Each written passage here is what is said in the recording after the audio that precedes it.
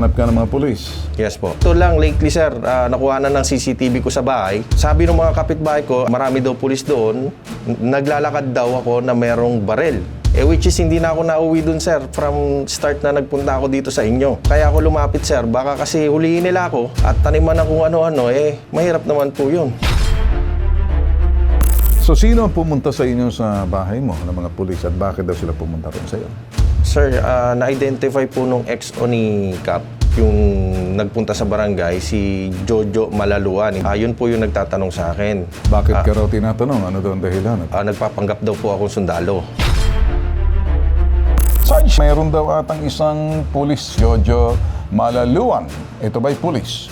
Opo, siya po ay patrol member na nakakasakop sa barangay po ng Cruce. Tinanong ko po si Sergeant Maluluan, hindi po sila magkakilala, hindi rin po sila nagkikita pa personal. Alright, okay. Sarge, kung hindi po sila magkakilala, wala po akong nakitang probable cause na bakit pupunta siya sa bahay nitong si Mark. At pakisadi po dito kay Sargento Malaluan, umayos na. Pag nakita to ngayon ng Regional Director, pag nakita to ng PNP Chief, baka mga sample lang ko mga ito. Tandaan, si Bitag po ako, hindi po ako nagsisino.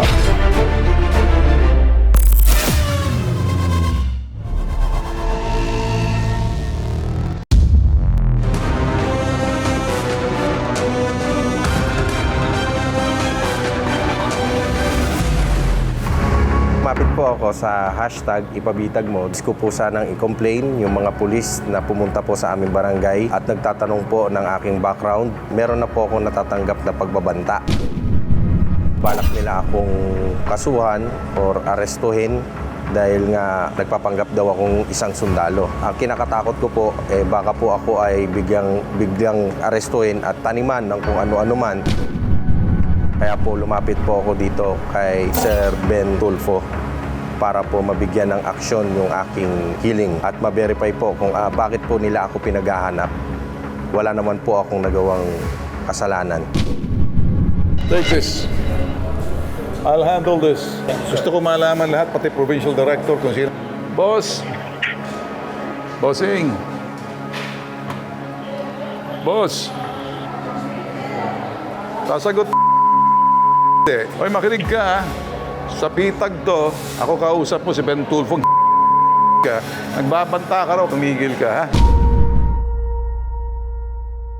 Makakasama natin yung live sa studio si Mark. Ikaw ay dating reservist sa Fort Bonifacio, Taguig. So, inactive status ka ng 2016. Yes, sir. Itong Abril 4, may mga pulis na pumunta sa barangay ninyo, barangay Tres Cruces. Hinahanap ka ng mga pulis. Yes po. O, bakit ka raw hinahanap? Bali, nakareceive ako ng tawag kay Kapitan. Tinatanong niya kung meron ako mga nagawang kasalanan o warrant of arrest. Kasi may mga pulis daw doon na nagtatanong tungkol sa akin. Binabackground po nila ako. Sabi ko naman po, wala naman akong ginagawang masama. Tsaka wala naman po akong kaso. Hindi kaya may mga derogatory reports sa komunidad na may mga community intel na kuminsan tinetext po yan sa mga pulis kung saan-saan. Pag tinetext yan, ay reklamo laban sa mga kapitbahay mo. At doon nalagay ka sa community intel, hindi naman masama yon para ikay bisitahin, kumustahin. Ano nga ba ang reklamo laban sa iyo? Ikaw ba'y medyo walang problema sa barangay? Hindi ko po alam, sir, kung ito po ay connected doon sa may 2021 po. Meron po kasi akong kinasuhang pulis na nagwala po doon sa amin. Bali, nalaglagan po yung misis ko noon ng baby. So, sinampahan po namin ang kaso. Kaso nga po, kapitbahay din namin, kilala rin namin po sila. Nagkasundo naman kami kasi may pamilya rin, sir, naawa kami. Para rin makabalik kami sa bahay namin, sir. Ngayon, nung nakabalik kami, kinontinuous namin ulit yung buhay namin. Ngayon, 2024, sir, may mga ganitong sistema na nangyayari sa amin, sir. Actually, yung sa barangay, nung April 4, and then nadagdagan pa yan, sir, nung April 5 and 6. May mga pumunta doon sa bahay, sir. Meron daw akong bata, 14 years old minor, na katulong daw. Apparently, minolestya ko. And then, nito lang, lately, sir, nakuha na ng CCTV ko sa bahay. Nagpunta sila, sir, sa bahay ko. Sabi ng mga kapitbahay ko, agad silang tumawag sa akin na marami daw pulis doon na naglalakad daw ako na merong barel. Which is hindi na ako nauwi dun, sir, from start na nagpunta ako dito sa inyo.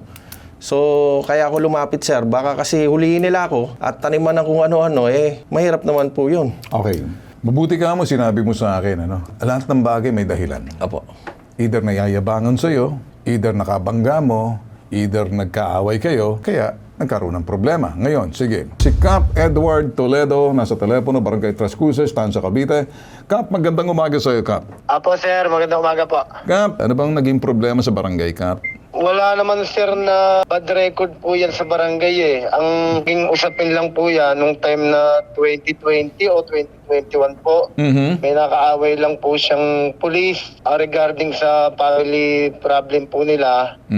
Ngayon po, namagitan lang po ako doon. Okay. Hindi naman po sila nagpaayos. Sa akin po, binigyan ko po ng endorsement sila. Through korte na po. Okay. May certificate to file action na dahil hindi naayos. Opo. Okay. Opo, binigyan ko po sila ng CFA.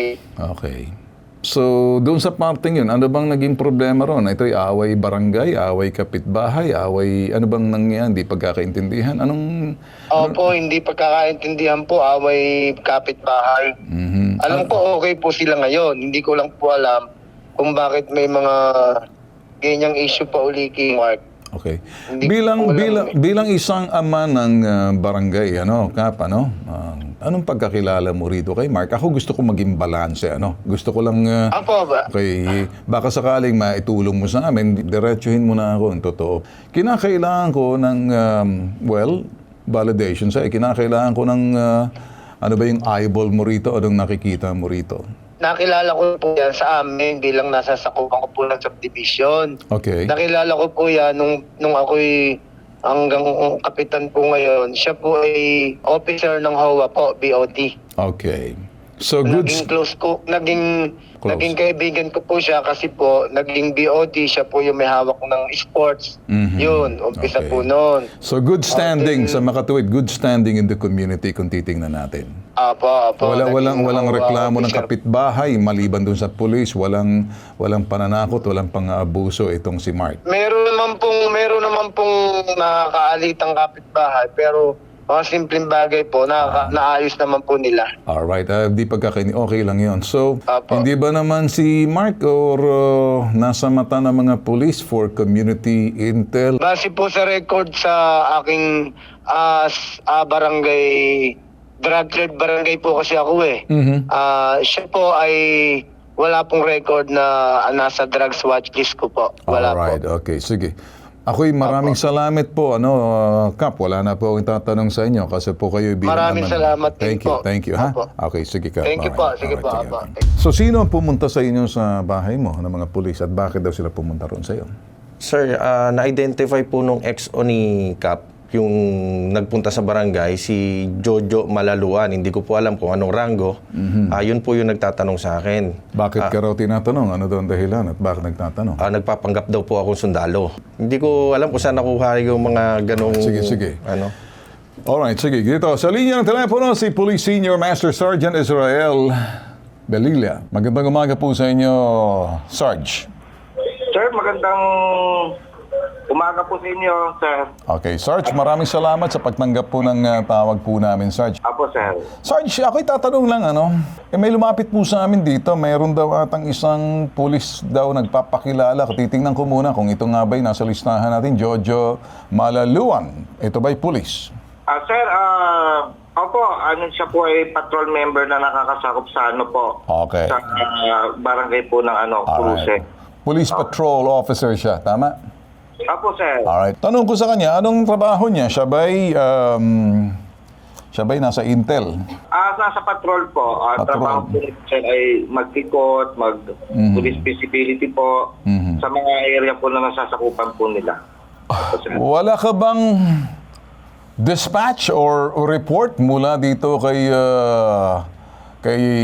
Sergeant Malaluan, panidad na kanyang binisita at nakapangalan ay isang individual ay Mark Rehor Excretor na Apo, sir. medyo dyan ay nakasulat man lang na binisita niya for purposes na rereklamo ng kapitbahay or anything trouble na parang responde. Meron ba tayo yan? Wala naman po, sir. Ang kausap ko po siya.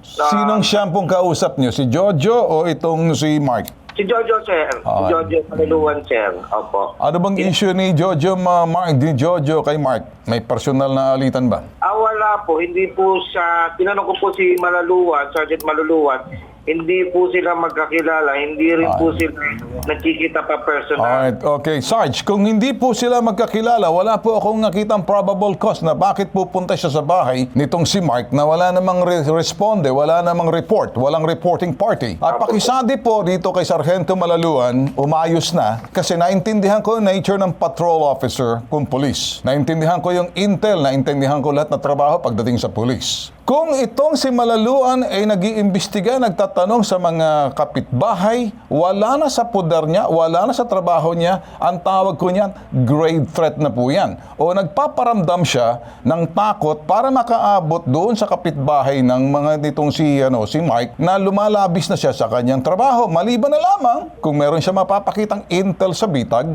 na itong taong nasa harap ko ngayon ay sangkot sa sinasabing illegal na aktibidades. Napatunayan niya muna sa korte, dapat nire-report muna diyan sa sinasabing presinto ninyo sa kanyang boss. Kung itong si Malaluan nakikinig ngayon, pakisabi mo sa kanya, wag niyang gagawin yung maglibot at magtatatanong doon na parang nagpaparamdam siya na iniimbestigahan niya na merong pananakot na puto. Sarge, nagkakaintindihan ba tayo rito? Sige, sir. Sige po, Sir Ben. Pakisabi sa kanya kasi kapag hindi, ito ba si Malaluan to? Hindi ko po kilala, sir. Itong video na to, pag nakita to ngayon ng regional director, pag nakita to ng PNP chief, baka mga sample lang ko mga ito.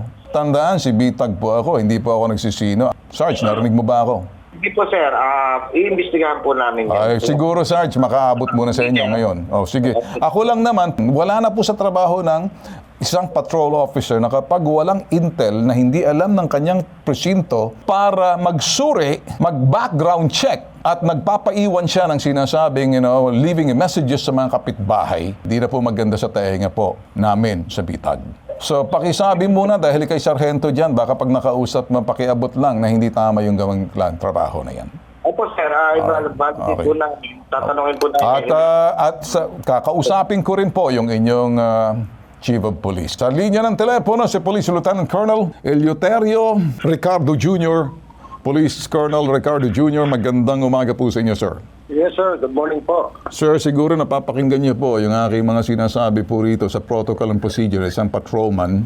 Isinusuri po siya, sir, at marami na rin pulis nagtatawag. Jojo Malaluan, pulis daw po to, sergeant, nagtatatanong-tanong dito sa tao na to. At kaya siya pumunta na sa amin, hindi na makapunta kasi may mga nagbabanta na raw daw sa kanya. Yes, sir. Yes, sir. Sir, ganito, pwede po bang i-advise nyo si Mr. Mark na pumunta dito sa opisina ko? Para Sige, sir. Well, sir, maraming salamat po, sir. Hindi po ako makikialam. Sasabihin ko po sa kanya, Mark, pwede kang pumunta kay Colonel Ricardo, ha? Para maayos na yan. Nagbigay na ako ng protocol, procedure, kung paano paging police patrolling. Dito sa parting to, ipapasok kita dyan. Para masabi mo naman doon, dalhin mo yung misis mo, pati barangay na rin siguro, para naman to vouch for you. Okay ba sa'yo? Okay, sir. O doon muna tayo, ha? Pag ikay nasa tama, pag may pang-abuso, pag may pananamantala, pananakot, panloloko, pagpapabaya, ipabitag mo. Ilalabang ka. Di ka iwan. Thank you, sir. Alright? April 12, nagharap sa opisina ng Provincial Director si Police Colonel Eleuterio Ricardo Jr. si Mark at yung police stanza upang imbestigahan ang reklamo laban sa kanila. Ayon sa investigasyon, wala raw kinalaman ng police na si Police Staff Sergeant Jojo Malaluan sa pagbabanta sa buhay ni Mark. Hindi rin daw si Police Staff Sergeant Malaluan ang police na nahagip ng CCTV camera sa bahay ni Mark. Ayon kay Police Staff Sergeant na si Malaluan, rumisponde lang sila dahil meron silang natanggap na reklamo laban kay Mark. Ayan po yung sinasabing sitwasyon. Naging malinaw. Sa kabilang linya po natin, si Police Jojo Malaluan, Police Sergeant Jojo Malaluan. Maraming salamat sa pagtanggap po ng tawag namin, Sergeant. Importante sa amin na mapakinggan ang panig nyo, Kasi balansi po kami rito. Hindi kami basta-basta bara-bara ipapahiya or sino man dahil kayo po'y police. Ay bibigyan po namin ng galang kasi pro-law enforcers din po ang bitag. Okay? Malinaw po sa iyo, sir. Sarge. Yes. Opo, Okay. sir. Malinaw po, sir. Alright, sige. Ikaw naman, Mark Rigor Escritor. Alright, nagharap na kayo sa Provincial Director, tama? Yes, sir. Matapos ko maimbestigahan to. So, ano nangyari sa investigasyon? Paghaharap ninyo, hindi naman pala sa sangkot si Jojo Malaluan dito, Staff Sergeant. Paano nadawa yung pangalan niya at bakit lumabas ang pangalan niyo rito? Bali sir, yung pangalan kasi ni Sir Jojo is nalaman namin doon sa XO ng barangay. Sa Which is, XO. kita naman sa CCTV na pumunta talaga si Jojo Malaluan doon sa barangay. Yun po yung unang video. Sa barangay? Opo, sa barangay. Which is, kaya po nadawit yung pangalan niya is, yun po kasi yung pangalan na sinabi sa akin nung Alright. XO ng barangay. Okay, stop mo na. No? So therefore, nakipag-ugnayan sa XO sa barangay. Opo. Okay, dahil nakipag-ugnayan sa XO ng barangay, nasa record ng barangay na dumaan siya sa barangay. Tama? Opo. So, yun ang pangalan na ibinigay mo sa amin at yun din ata ang ibigay ni Cap, di ba? Opo. Kasi on record, dumaan siya sa barangay. Opo. Parang sinunod yung protocol na bilang pulis, kung yan ay responde, dadaan muna sa barangay. Tama? Opo. Sarge, ako naman magtatanong sa iyo. Pwede ba ako magtanong, Sarge? Yes, sir. Yes, sir. Alright, sige. Sarge, ganito, ano? Nakita ko naman sa'yo na parang ginawa mo yung being a patrolman. So, Apa. nagpapatrol ka, may tawag sa telepono. Tama? Yes, sir. Yes, sir. Yung Alright, so kayo rumisponde sa lugar. Yes, sir. Coming from the station po, yung tawag po sa amin. Alright, so from the station, dumiretso ka sa barangay. Yes po, sir. Ang nangyari po, sir, yung station po namin na may nagpakilala po na Major Mendoza, sir. Tapos, sir, yung Major Mendoza pong yun, sir, kung pwede daw pong asistihan, sir. Tapos po, sir, yung pinatawag po kami ng ano po namin, desk officer, doon sa number na binigay niya po. Okay. Tapos sir, pagtawag po namin doon sa Major Mendoza, sabi, kung pwede daw po pumunta ng barangay para po makausap yung XO, yung chief tanod po ng barangay po. Okay. Barangay Tres Cruces po. Alright. Tapos po, sir, yun po, nagpunta na po kami doon para po maasistihan po yung tawag po. Okay, sige. Nakuha ko na. Tinitingnan ko yung protocol lang, yung flow chart kung anong ginawa mo bilang pulis. Naiintindi ko, tama naman, wala akong makitang paglabag kasi dumaan ka sa barangay, rumisponde ka, base down sa telepono. Mahiwaga sa akin, sino si Major Mendoza? Ano siya? Pulis ba siya? Kapitan ba siya? Ng Army, Reservists, or major problem ba to? Ano ba to?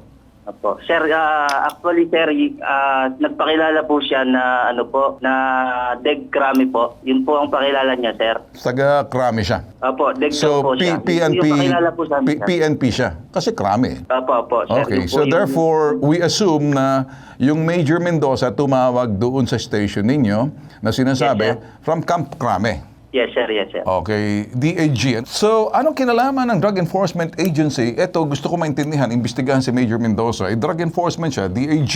Pag mga itong sa drugs, hindi basta-basta pumupunta roon. Ano ba daw ang reklamo rito kay dito sa sa itong biktima raw umano, si Mark? Naglalako ng droga, nagbebenta ng droga, or Yes, sir. nagugulo, Yes, sir. disturbance? Hindi po, sir. Actually, sir, ang habang po na ando kami sa barangay, tumawag po ulit yung Major Mendoza na yon. Na yun nga po, nag-usap sila ng Chief Tanod. Through phone, ang una po kasi pinakukuha po yung number ng Chief Tanod. Tapos po, ayaw po ibigay. Ngayon, kung nakiusap po, kung pwede na lang makausap yung Chief Tanod. Sila na po, sir, nag-usap. Binigay ko naman po yung phone ko. Siyempre po, sir. Okay. Hindi ko rin po alam Sarge, okay na Sarge, ano? Wala po ako makitang maling ginawa mo, Sarge. Alright? You don't need to explain further. Kaya lang, Sarge, ang responde mo, may reporting party. Ang pangalan ng reporting party si Major Mendoza na taga Drug Enforcement Group sa Campo Crame. Si Major Problem Mendoza, hindi ko maintindihan kung pulis to totoo. Positibo ba tayo itong si Major Mendoza, pulis sa Campo Crame? Sir, hindi ko po sure, sir. Alright, Pero- okay. Sige, hindi mo na masagot. Okay, sige. Diyan ka lang muna, kaya kausapin naman natin dito si Police Chief Master Sergeant John Antonete de Leyva. Sarge, maraming salamat sa pagtanggap po ng tawag po namin. Sarge, tatanong ko lang, kausap ko naman itong si Sarge Leyva.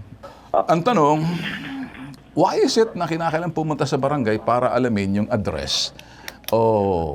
Yun lang ba? Para masatisfy lang? Para masatisfy for personal consumption? At kagustuhan lang nitong si Major Mendoza?